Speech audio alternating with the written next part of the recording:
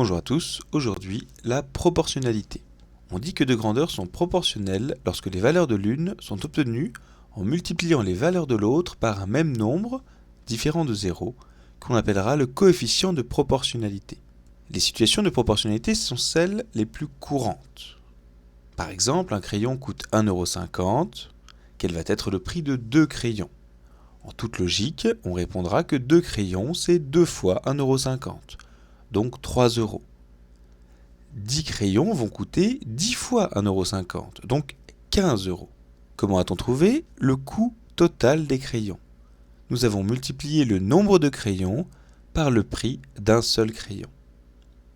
Le prix des crayons est proportionnel au nombre de crayons achetés. On va systématiquement multiplier le nombre de crayons par le même nombre, 1,50 €, afin de déterminer le prix à payer. Le coefficient de proportionnalité dans cet exemple, c'est 1,5.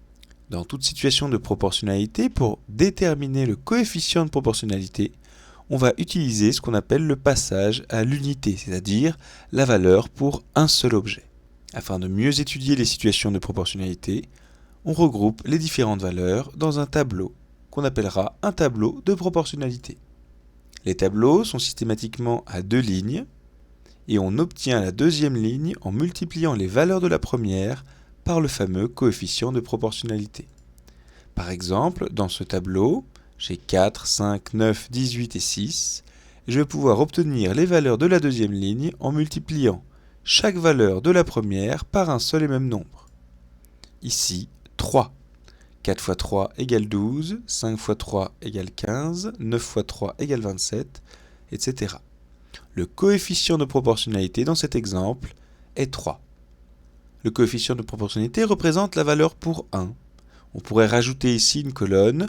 Pour un objet, on aurait 3. Et du coup, pour 4 objets, on a 12. Pour 5 objets, on a 15, etc.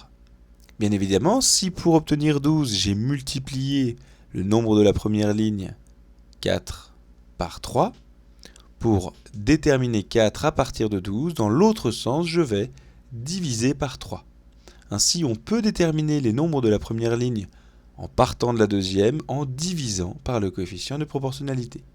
Enfin, comment déterminer ce coefficient? Eh bien, on peut diviser n'importe quel nombre de la deuxième ligne par son équivalent de la première pour déterminer le coefficient de proportionnalité. Ici, par exemple, 12 divisé par 4, ça donne 3. 27 divisé par 9, ça donne 3. 54 divisé par 18, ça donne 3.